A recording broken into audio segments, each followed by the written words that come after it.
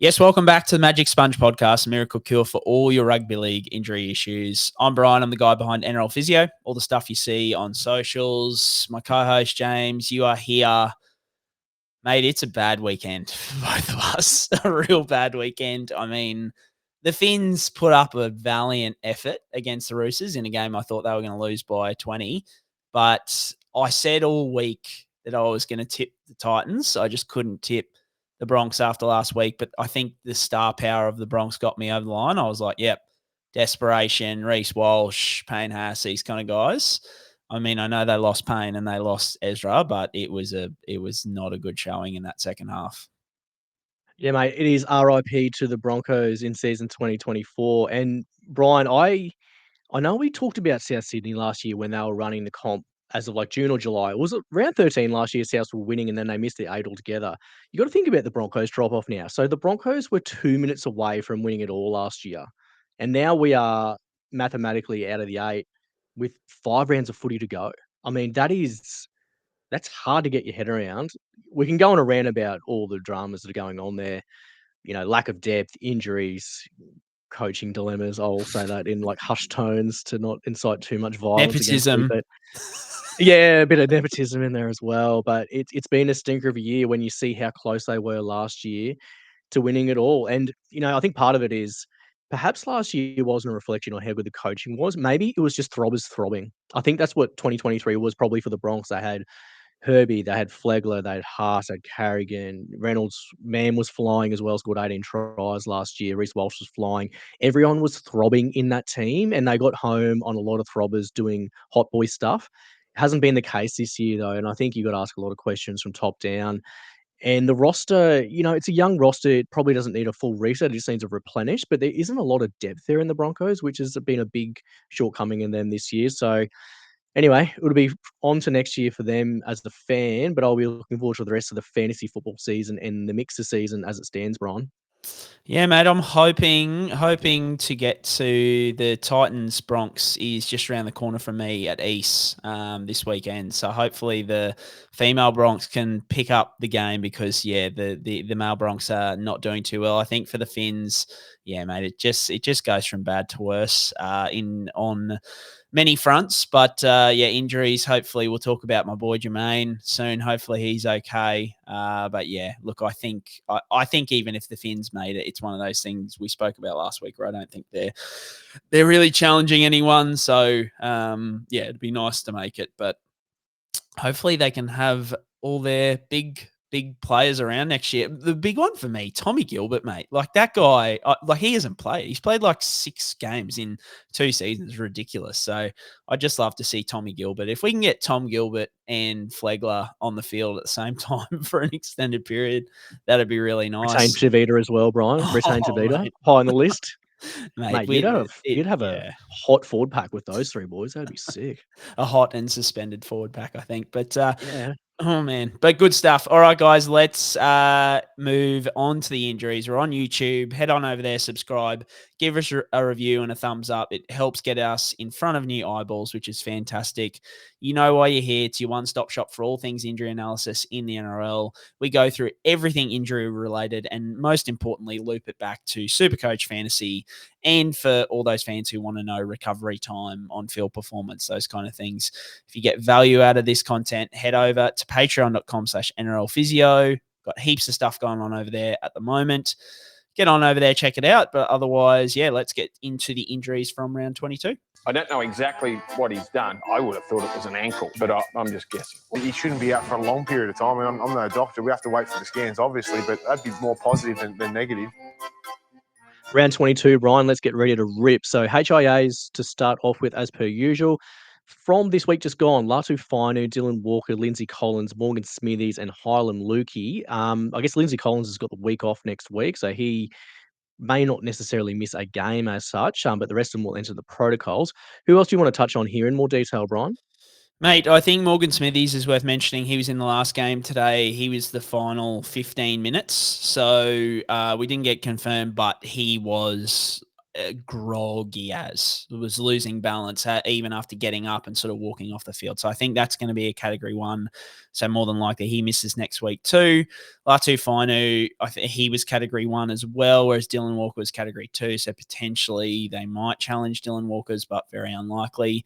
The big one for this week, which is a HIA, which wasn't a HIA or might not be a HIA, which is Heilum Luki. So effectively, the way it went was he obviously got hit, came off about a minute after. That was the hit that Justin Olam got sent off for. Got hit in the chin. Came off a minute later for the free interchange, which I want to put that out there that is available to any team who has a player sent off or sin binned due to foul play or dangerous contact effectively. So he came off a minute after that. He stayed off for the rest of the game. There was no confirmation at the time, although ABC Radio reported category 1 symptoms at the time. That was what they had reported. There was no confirmation by the Cowboys post-match, but then the next day, NRL.com it was just NRL.com had put up, and of course, Daily Telegraph and Fox Sports went off those reports that Heilum had come off for a HIA and did not return. So they didn't say he had failed, whatnot. I put out a post off the back of that information because NRL.com, where can you get more official information, hopefully, than that, even though they have laid off half of their staff by all accounts. So put out a post to that, to that information. I had a wonderful interaction with the Cowboys sports doctor, who is not a fan of mine at all on Twitter, and we'll talk about that in a second, but he indicated that Heilum Luki did not come off for a HIA, and that was incorrect. So, yeah, look, it sounds like there was no HIA performed. I had a lot of Tigers fans before it was clarified by the sports doc give me some colourful feedback about how the official or the interchange logs on NRL.com said free interchange. And so obviously he didn't go off for a HIA, just something for future reference. And obviously here, I mean, there's no better source than the Cowboys doctor saying that it wasn't a HIA. But in future, if you see free interchange after a player is sent off, if you see that on the NRL.com website, that does not mean that player has not come off for a HIA. As part of one of the things that I do for Patreon is track the HIAs. I've done it for 3 years now, and I do that from the interchange logs on NRL.com largely. So I've looked at those interchange logs over and over and over again, and in classic circumstances, it isn't 100% accurate in that sometimes they do it one way and other times not. But I would say 90% of the time, even if it is a HIA that the player comes off for, it is still listed as free interchange. So don't assume that because the player is listed as free interchange, that is not a HIA. Perfect example is Reece Walsh from Origin 1. He obviously came off, under a Category 1 HIA, that was listed as a free interchange because they were entitled to a free interchange. So a free interchange is obviously very different to a HIA, where if they go for a HIA and fail it, they still have to, it still costs them an interchange for that player to stay off. Whereas in the free interchange circumstance, I actually get two free interchanges, which is supposed to be for that player to go off and potentially that player to come back on. But I do find this very, very amusing, James, on the Cowboys doctor front, because he is not, obviously, I've never met him personally. He's obviously not a fan of mine, doesn't follow me, but seems to find my tweets somehow at times. And obviously someone might have sent him this one, I'm not sure. But he made sure to come and point out how wrong I was over and over again about this topic. And I think I just find it really entertaining that rather than coming and just being like, hey, for your information, this is what happened. It's more like, no, you're wrong. We didn't perform a HIA on a guy who got whacked so hard on the chin that our head coach said he's lucky to not have broken it. We didn't perform a HIA on that guy, and you are very wrong about that. I think we spoke about it the last time that he jumped on in my replies was after I tweeted something about not people being careful, not listening to Facebook rumors because Isaiah Yeo, there was a rumor going around that he was out for 4 weeks. And I just said, hey guys, obviously Isaiah Yeo is playing today. Don't take everything that you read on Facebook as gospel. And he made sure to jump into the replies and say, you're not always right, are you? And I'm just like, it just shines a light for anybody who's wondering how much I am not liked in medical circles in the NRL. This is only a small taste, but it's a really good taste of just, he's obviously sitting there looking through Twitter, not following me, but finding my replies, and just to point out how wrong I am on very trivial things, which is, I think people doubt it sometimes when I say I'm not liked by these people, but yeah, it's pretty entertaining and pretty fun. I find it especially bizarre that you're going on Twitter with your company logo as your, I guess, like your identity, having shots at people. It's just some of the most bizarre stuff I've ever seen. So anyway, like I don't know what else to say apart from that. I mean, it's just pretty grim all round, and it just is pretty funny from the outside looking in. We'll move on to the Tigers versus Cowboys next. So out of this game, Alex Twal wrist or finger injury, and Jake Granville with a pec concern. Any other things you want to touch on there? My boy Twal, obviously, always a concern here. I think there was a worry for a potential fracture there. So yeah, obviously if that's confirmed, at least 4 to 6 weeks, which would be concerning for the Tigers, who are already not in a great place in the comp. And Twel's actually been playing pretty well, I think. So that would be a loss for them. Jakey Granville with his pec, they said at least a pec strain. They hope it's not ruptured at this point, but he was getting scans. Obviously, he came back from a bicep tear pretty quickly. So yeah, look, like it potentially could be the end of his career, which is really, really sad to say. So hopefully the scans come back. But if it's something where they're like, oh, we're hoping it's not a rupture, it's probably at least going to be a partial tear, which is often like 6 to 8 weeks anyway. So I mean, the Cowboys are looking pretty good. They should make finals, you would think. But yeah, I think if you put a gun to my head, I'm thinking that Granville might be looking at 6 to 8 weeks and potentially career over, which is just sad news. Yeah, real shame, Brian. Warriors Eels next. That was a boil over from the Eels there. Who saw that coming, honestly? Like, Parra just absolutely stomped the Warriors. No injuries, though, out of that one. So we'll move over to Perth in the Western Australia. Dolphins v Roosters. So out of this game, what do we got? So Kodi Nikorima and Tevita Pangai Jr. were ruled out pre-game. Kodi with illness. He didn't even get out of the hotel room by the sound of it, from what Wayne said in the presser. And Tevita was ruled out pre-game with a calf injury. He was actually named as 18th man because the Dolphins only travelled with 19 players, I think, Brian. So I think Tevita was 18th man. And if they were short, he was just going to just chill and not be able to inject. So that's a weird one for me, that you don't take more than, I guess, 19, just in case something like that happens. The other ones were Dom Young with a hamstring injury. I don't know if that's a recurrence from previous in the year or contralateral side again. Nat Butcher with a rib injury, and Jamayne Isaako with that sort of traumatic lateral inversion ankle injury. We're sort of watching with bated breath about Jamayne, Brian. He's one of the roster in fantasy. It's very difficult to tell severity based on the mechanism, isn't it? We're sort of waiting for a bit of time to elapse here to see what is going to be happening there, I'd imagine. Yeah, he looked in a heap of pain, and the great man, rugby league guru, was over there and sent me a photo of Jamayne post game with his ankle strapped with ice and 2 guys helping him off the field. So he obviously couldn't put weight through it. That was post game. Yeah. So obviously not good signs. The big thing I will say with lateral ankle sprains, as we've spoken about in the past, that the classic bark is worse than bite.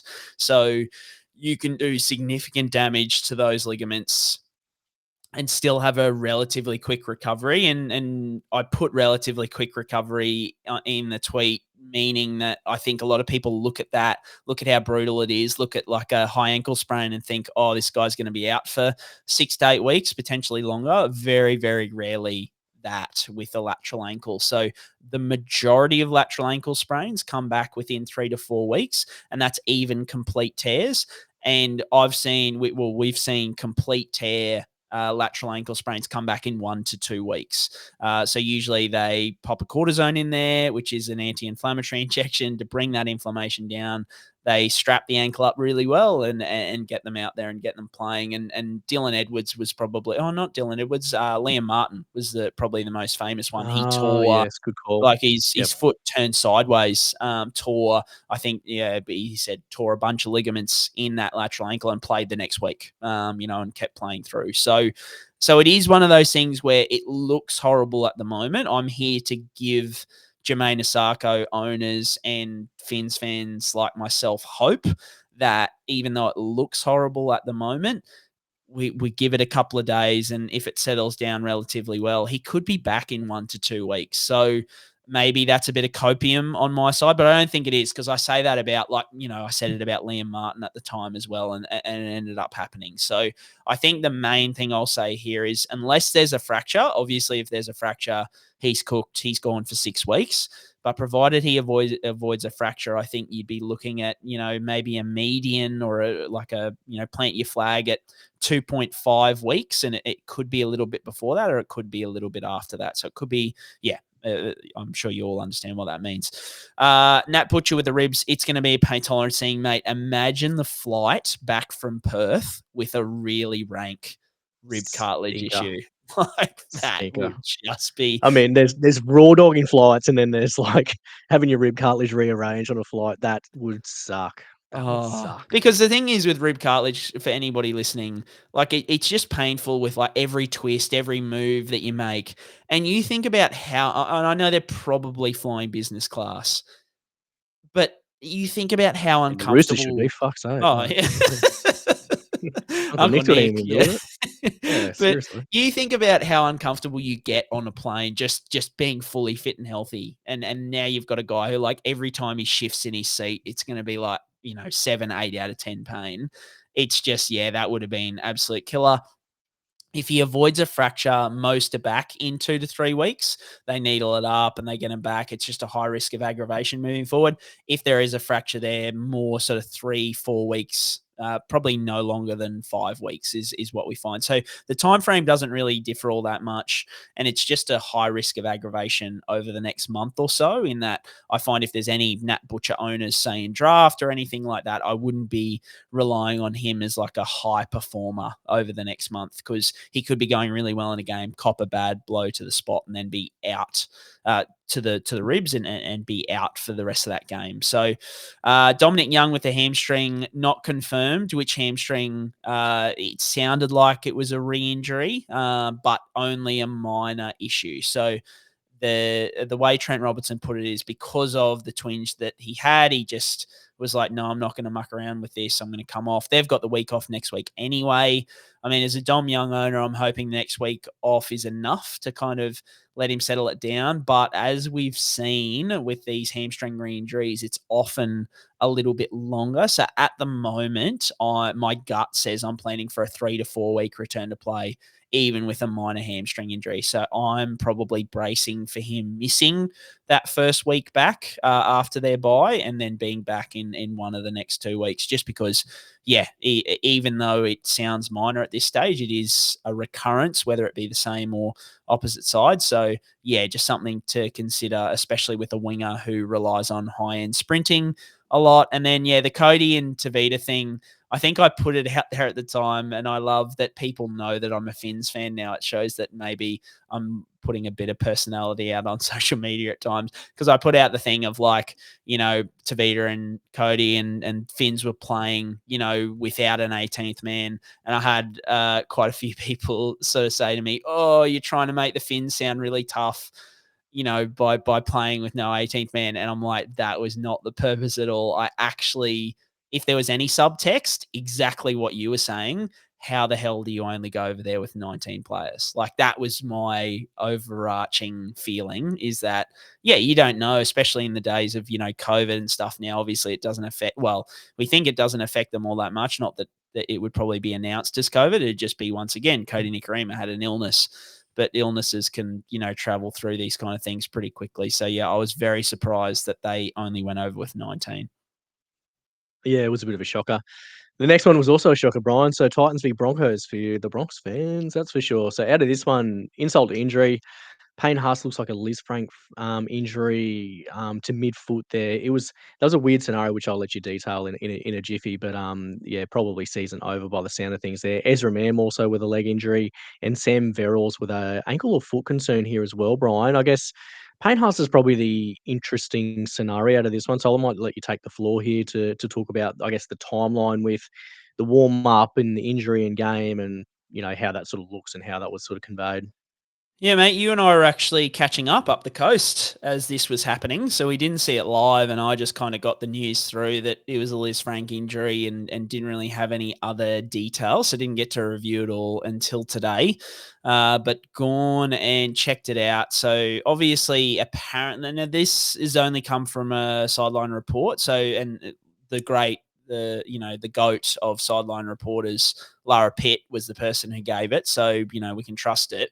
But it was more, I think I'd love to hear from the Broncos what they're actually assessing in the warm up, because I kind of heard that it happened in the warm up, and I was expecting to go today and not find a real mechanism. I was kind of expecting to go and it be something pretty innocuous and be like, oh, obviously it's obvious that he's hurt it in the warm up, and then it's just gone in the game with nothing much that's happened.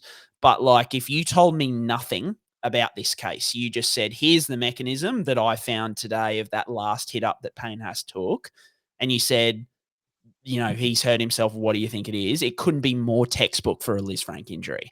It effectively, if you look at the video, it's when the player is pushing off, so they're up on their toes and they're pushing forward, and then the tackler comes down on the back of their heel, and it kind of, while their toes are stuck in the turf, it folds the foot. So the foot kind of folds in, and that is, it's absolutely the textbook mechanism for a Liz Frank injury. So I guess the interesting thing here is, to me, if you ask me where the balance of probabilities is, I say that it happened then and there, that it happened on the field rather than pre-game. But yeah, it'll be interesting whether we find out anything. I might try and reach out to a few people, because this is more, once again, a bit of a nerd kind of, I'd love to know whether it was something that was already going and then completely went during the game.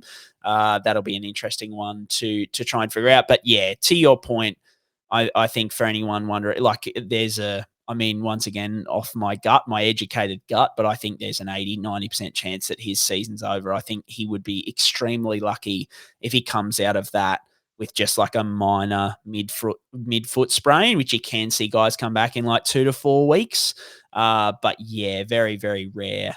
Very, very rare, especially with a contact mechanism like that.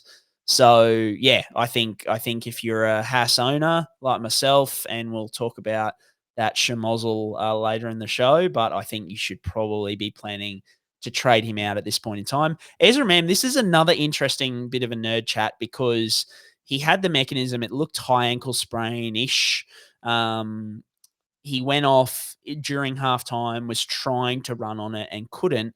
And then he came back out and had ice quite high on his lower leg. So I would almost say like lower third of fibula kind of region, James. So we hadn't spoke about this before the show, but I just found that interesting. I went back and had a look, and the contact is kind of around that point initially too. So whether they're worried about a fibula fracture, they didn't put him in a boot or anything like that. Potentially, I mean, if you're a Broncos fan, there is a shining light hope that it could just be a really, really bad lower leg cork to the outside, and it wasn't actually a high ankle sprain, because they weren't icing over, the actual high ankle. They were kind of icing over that lower fibula or that lower shin.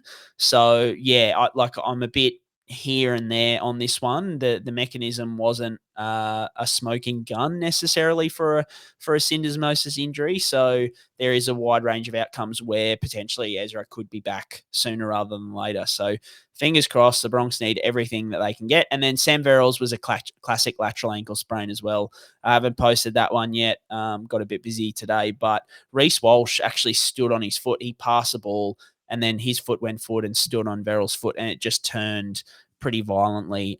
So more than likely a lateral ankle sprain. They were checking his foot as well, so potentially there was some like lateral foot ligament damage there as well. But yeah, I would hope that once again, a bit like Jamayne, a bit more bark than bite. But yeah, mate, hopefully Ezra can strike lightning somewhere and just be a cork and be back for you. Yeah, well, it doesn't really matter. I'm just going to cry myself to every week that Broncos trot out for the rest of the season. It's probably going to be pretty grim viewing.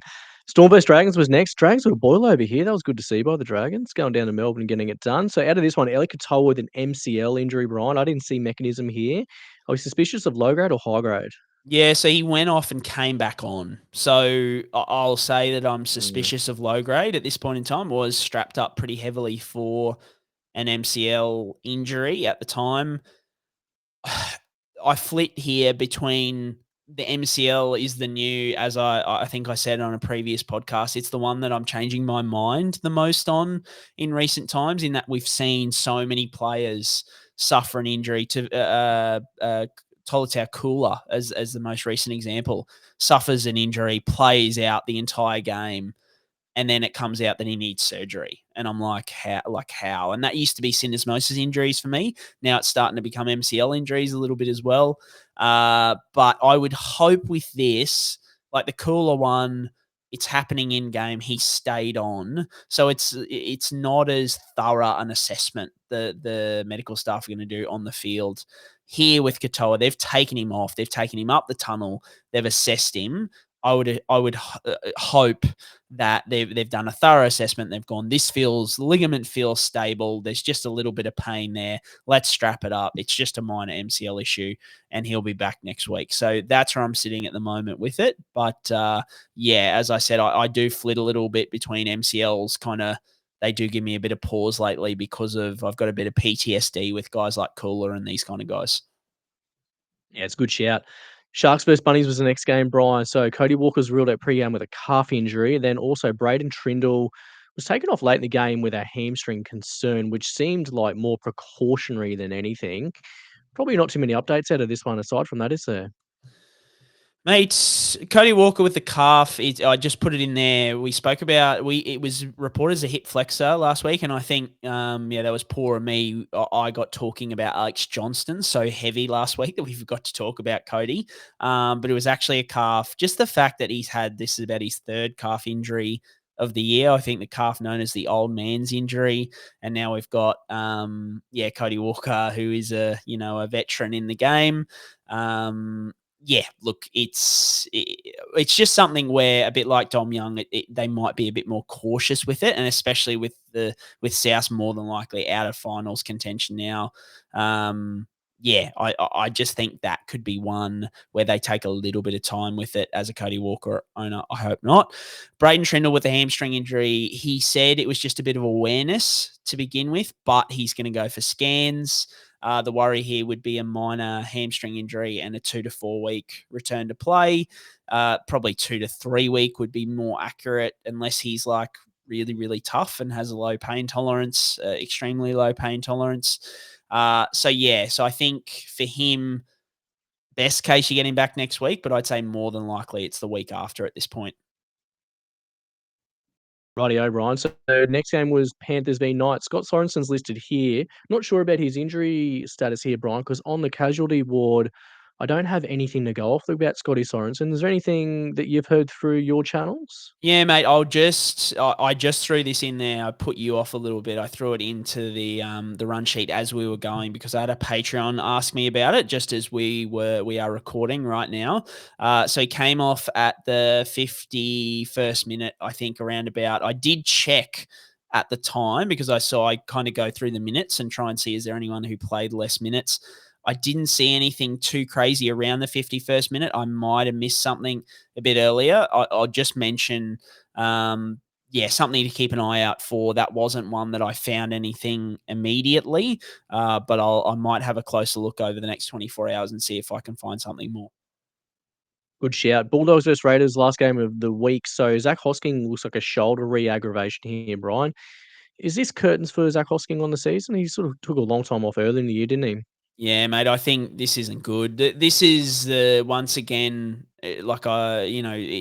cases like this are really good for fans who sort of hear, these shoulder dislocations. Are they going to take 6 weeks off? We had like Jai Arrow, for example, not a shoulder dislocation necessarily, but Zac Hosking's taken, I think it's 12 weeks or 10 to 12 weeks off to strengthen this shoulder that he needs surgery for eventually, but they wanted to try and delay that till the off season and get him to play out these last games. He's re-aggravated that shoulder. I think it was a subluxation, wasn't completely confirmed.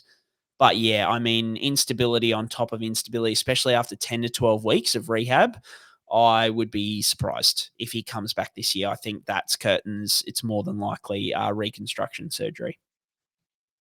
Righty, Brian, we're going to go quickly to the NRLW now. So we've got a few of the names here that we'll just touch on in a little bit more. I'll let you sort of take it over after we chat. So for the Sharkies here, Emma Tonegata was ruled out pre-game with a calf injury, and then Jada Taylor, fullback there from the Sharks, also had a pretty serious knee injury by the look of the mechanism there in the video you put up. Other ones out of here, so Sophie Holyman with a bicep injury, Margot Vella from the Dragons, Maggot, favourite of the show. She's looking like she suffered a fairly serious ankle injury here. So that's terrible news for Maggot Vella and also the Magic Sponge with her as my favourite player. The other ones on the list here was Sarah Sautia with an ankle or foot concern, then Brittany Brayley-Nardi with a wrist injury, Brian. Anyone you want to talk to in a bit more depth here from the NRLW? It's been red hot footy, actually, is what I will say before we talk injuries, doesn't it?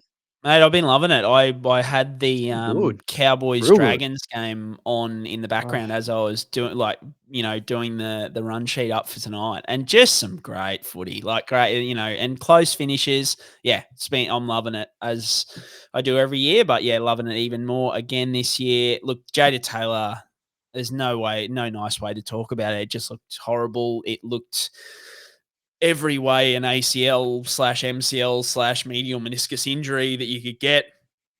The one sliver of hope is that sometimes when it's a patella dislocation, that can make the knee look quite deformed when it's not a shift of the knee itself and it's the kneecap dislocating.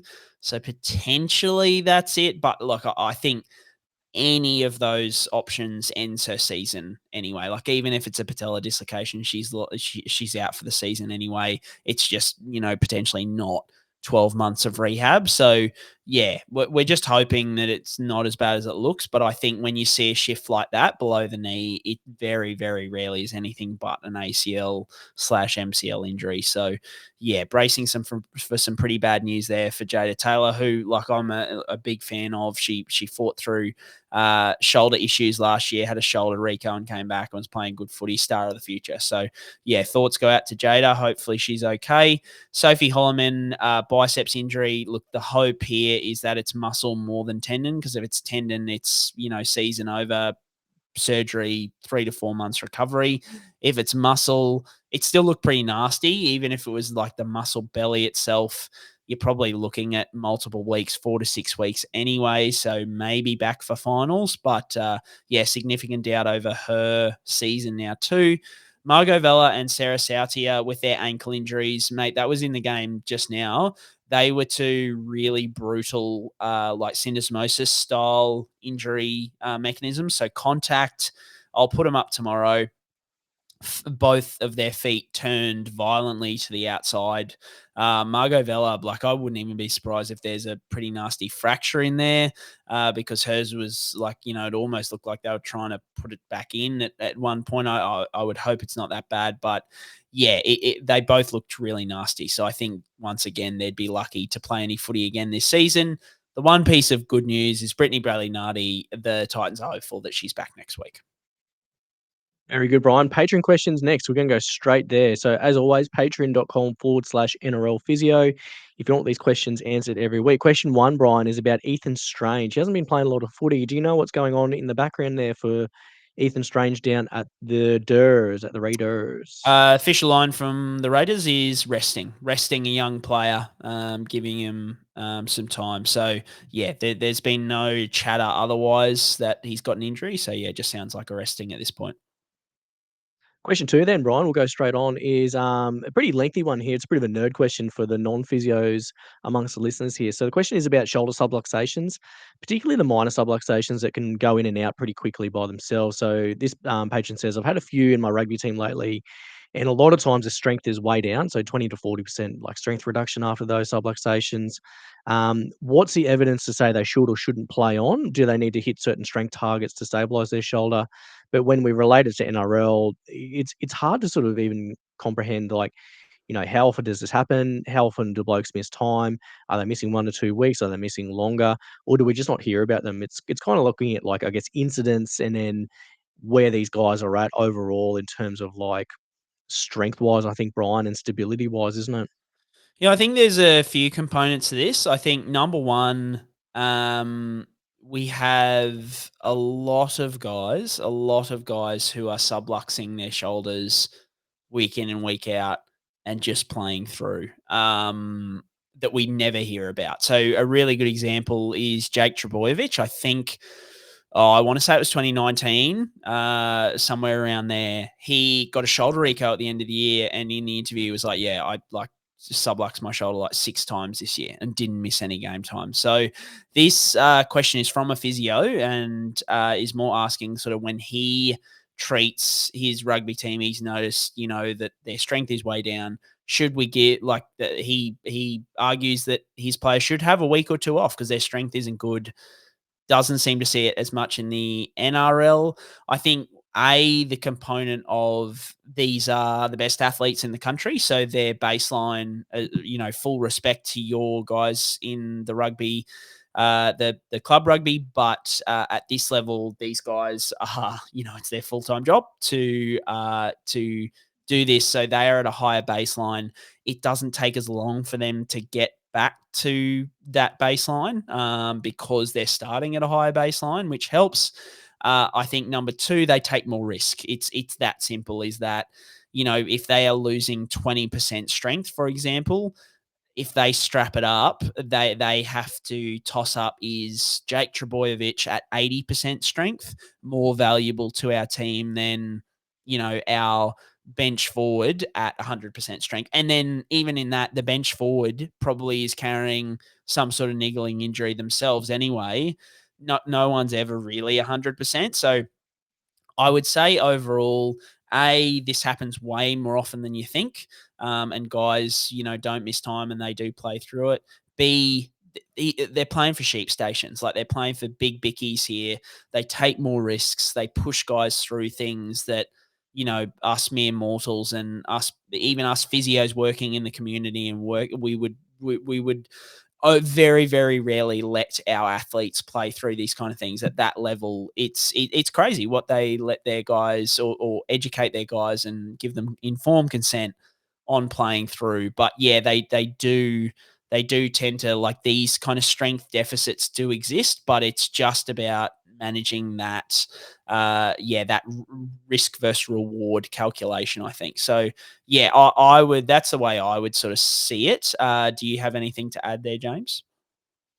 No, not particularly, Brian. I think I sort of, I guess, in the line of work I've always done, it's always been a bit more conservative and, always trying to modify, I guess, the risk associated with certain activities for a lot of people, and for younger males, like, they're just high risk cohort because of what we do work-wise and sport-wise, generally speaking, and recreationally as well. We also are really stupid. So we are a fairly high-risk population for a variety of reasons there. So sometimes they can be really tricky ones to rehab, actually, when you're talking about those recurrent subluxations and those sloppy shoulders, so to speak, or slippery shoulders. just because of those other factors there for the guys. Last one, Brian, is about with the NRLW kicking off, are there any major differences between men and women in regard to injury to recovery? Do women heal faster than men from, soft tissue injuries or ligament injuries? Or are there any differences in the grading of these injuries? No, so no difference in the grading and the injuries. Women definitely don't heal faster than men in that respect. In terms of are there any major differences? Like there are differences that need to be taken into account. So I think we've spoken on this show in the past about women being more at a higher risk or a greater risk for things like ACL injuries. The reasons behind that being multifactorial. We'll be here all night if we go through them again, but in short circumstance or the too long didn't read version, not having played often a sport like rugby league for their entire life. So the familiarity with the sport and building that instinct up.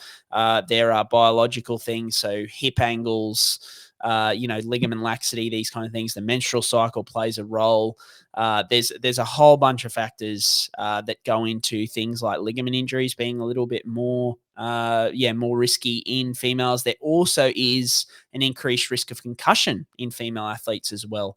The reasons for that are a bit unclear at this point. I think overall there are differences, but the issue I would say we have at the moment is that with female sport being such like an underfunded and fresh kind of, commodity or something that's just starting to explode, the research in the female sport area is just very, very poor. The research in all of sports injuries isn't fantastic at times, but particularly in like how should we treat females differently to males? I mean, we're only just starting to look at the menstrual cycle and see how that affects things. So, yeah, it's something that in 10 years we might, if we're still lucky enough to be doing this podcast on a Sunday night, mate, we might be able to talk about a whole bunch of different components.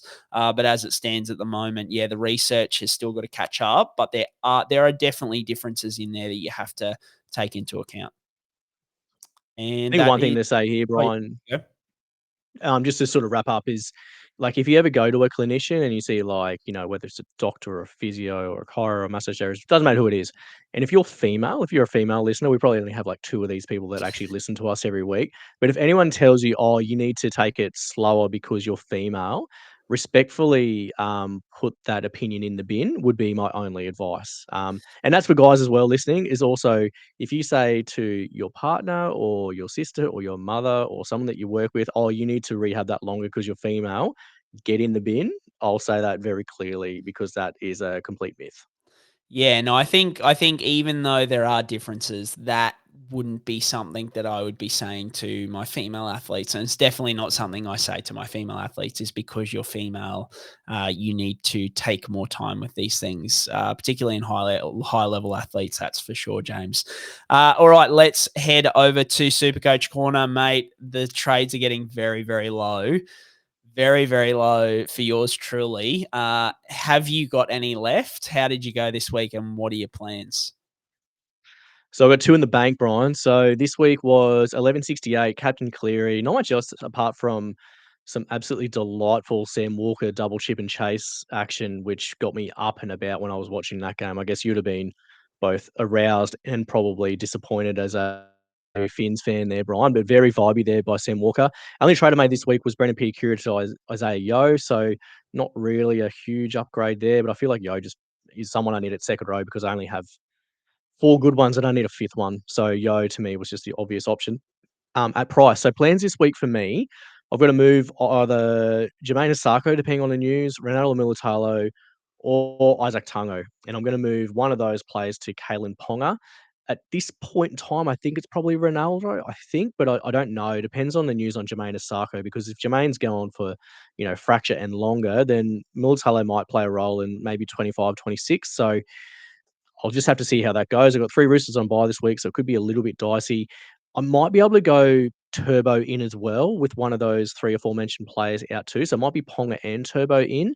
It'll just be super tight for coin for me. So I don't know if it will be there, it's going to be so close, mate. I think it'll be like within 10 grand from my estimates now. So hopefully it's not like $500 or I'll be absolutely devastated. And if it's not turbo this week, the options are, do I just wait a week with one in the bank, or do I just bite the bullet and look at other alternatives at centre wing or fullback? So like look at Val, look at Drinky, look at Lomax, or look at Cam Munster even maybe. I like Munster interests me.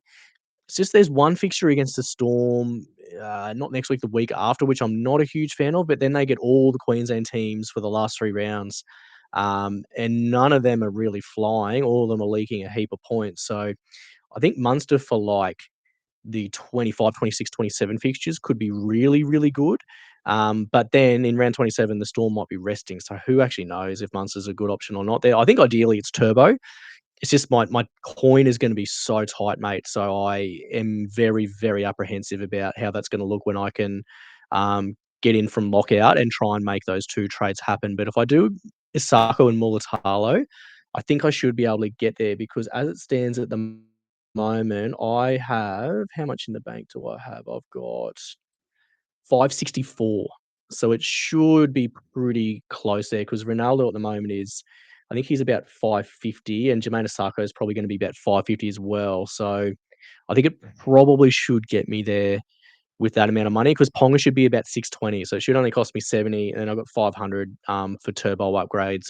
So I should be able to get there. I would like to be able to do it with someone like an Isaac Tungo, but if Isako's going to be out, and Mulatalo's going to be out, then they're probably the most logical 2. Is there any other ones you'd think of there, Brian? Who would you go out of those 3 for your trade outs if you went to Saka, Mulatalo, or Tungo?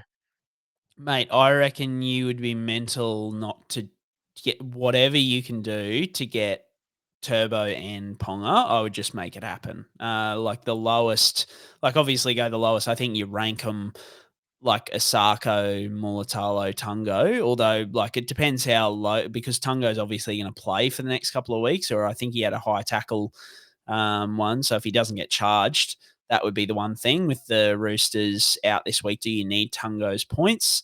But yeah, I just think like I look, spoiler alert, I have no trades left. If I had a trade left, I would be doing everything in my power to run home with Turbo and Ponga, even though I've got Teddy. I just think, I think the Turbo Ponga combo, it gives me fear that I don't have. We said it last week. My one regret is I cannot believe we both didn't bring in Turbo for that last buy round when we spoke about we both sat here on Sunday night and we're like, yep, we're both getting on Turbo. And then we both big brained it and didn't bring him in. And I'm like, it's on us, mate. That's our, we did well bringing in Ponga last year together. And we did not do well this year, avoiding our boy Turbo. So yeah, I like everything. Brought in Ruben Garrick, mate. What was I thinking? Anyway. Mate, using our brains and not our hearts, mate. That'll teach us. So I got 1108. Some bad trades for me in recent weeks. So I used my last 2 trades as I promised that I would. Got Ponga in for Ronaldo, and I used my last trade to bring in Payne Haas. I spoke last week about bringing in Jacob Kiraz all week, but yeah, just couldn't make the money work effectively, and so had to go up to Haas. Which I was happy with, at the time. And obviously I'll be stuck with him for the rest of the year, which will be good fun. I've still got some good depth and good coverage, so I should hopefully be okay, provided I've got 3 other guys at front row who I can cover. But it would be nice to have one more trade to sort of move him out. But I think I've met just some trades that I thought were really good. Like I went Max Plath to Angus Crichton 2 weeks ago. That's cost me 150 points in the last 2 weeks, stuff like that. Crazy, I'm like, what the hell? Max Plath had put up 40 and 50, and Crichton had been coming off an Origin series of looking like an absolute world beater, and I'm going rubbing my hands together. This is fantastic. So it's just funny how I think I've made a lot of good trades this year, bar the Isaac Tungo trade. But some real stinkers just that I thought looked good on the surface, just have not worked out all that well, which is a bit of a bugger. But and this Payne Haas one will be the latest one to get me. Payne Payne's hurt us both because I remember I blew up my team in round 2 to bring him in. So round 1, I was like, okay, I got to get this guy in. Round 2 he had that knee Yeah, knee. surgery that we still don't know what the fuck that actually was. So he absolutely rinsed me there because I made 3 trades to get him in, and then he got injured week 1 or week 2, and then he was out for 6 or 8. So I had to blow my team back up. So that just really stitched me up early. And now you brought him in at the end, hoping for an absolute bonanza, and injuries happen again. So Payne's done us both in this year, mate. Sadly, sad for us. He's in the black books for me at the moment. I'm not a happy chappy, but he will hopefully be a good captaincy option for me in the last 5 weeks. Maybe if I get a good VC score, then I'll go with that. But yeah, look, I've got good depth. I'm in a pretty good spot. I just need I've got some point of differences like Nick Meaney. These kind of guys, I would love a score from Nick Meaney at some point rather than scoring 30 with 16 points in goals. And I'm like, Nick, what are you doing, mate? You're absolutely killing me. I think within 2 weeks, I brought in Nick Meaney and Isaac Tungo mid-season, and they have possibly my 2 worst trades of the year. But anyway, mate, that's my plan. If I had another trade, I'd be bringing in Turbo. I reckon Turbo Ponga. If you can lock that into your fullback, you will just not feel bad about anything for the rest of the season unless one of them gets injured. But mate, go with your heart. As somebody who didn't go with their heart, just go with your heart and get it done. What do you got in the mixer? Bit of a fizzer for you this week. I'm riding high. Where are you at, and what do you think this week? Down week this week, so 433 this week. I went Grant, Isaiah Yeo, Basham at edge forward, Cleary, who I boosted. I think everyone has Nathan Cleary in their team. Isabel Kelly, I boosted at centre wing, and Tegan Berry. So not many scores to speak of there, Brian. I guess Harry Grant was 82 with 2 tries. So even I think he got outscored by other players, and he got 2 meat pie. So that's not going to happen every week. I guess for the next week, mate, I probably just need to go back to female at mid position. I sort of tried to big brain it with Isaiah Yeo there, but it makes sense just to get a Taufa in there, or a Gale. That's they're probably the most logical options, aren't they?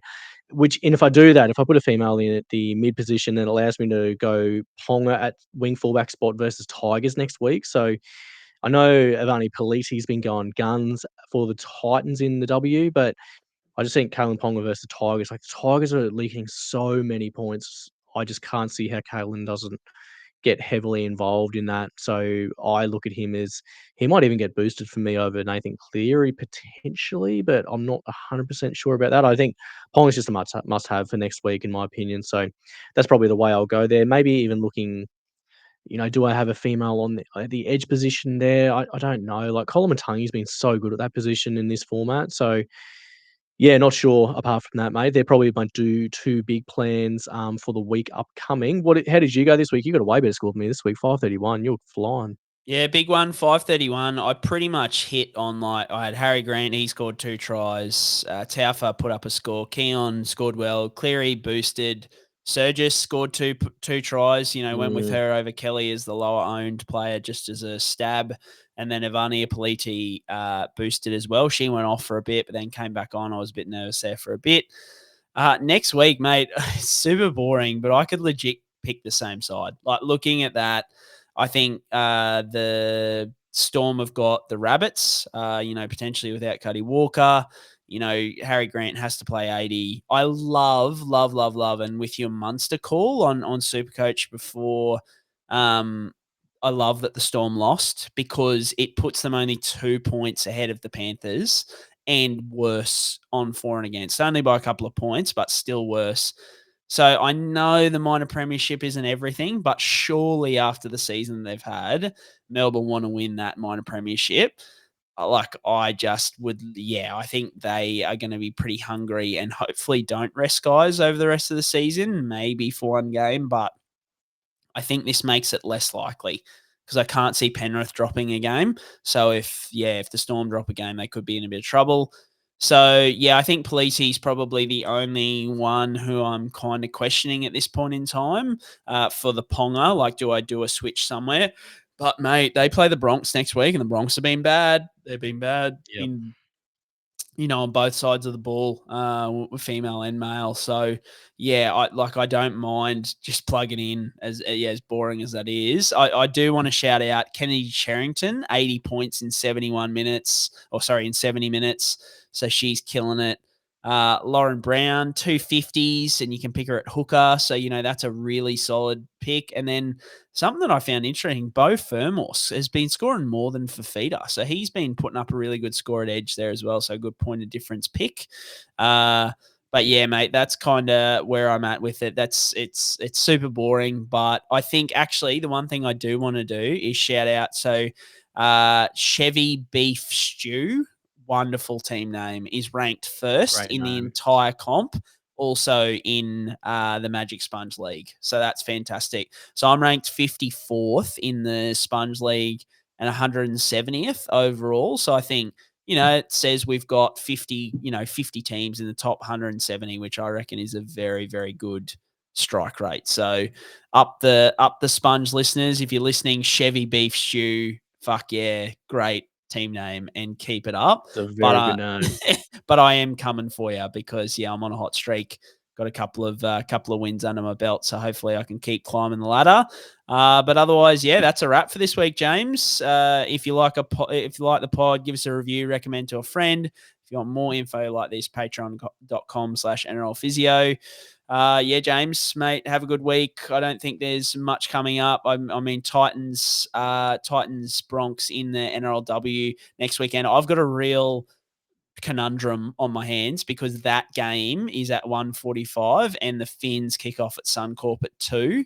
And I know if I give my daughter the option, I reckon I know which one she's going to pick. So I might have to skip a Finns game and head along to the NRLW, which I won't hate at all because I'm the thing that's sacrilegious is I might be on the Titans, mate. Got a few heart picks at the Titans that I might have to get around. So it'll be interesting to see which game I end up at next week.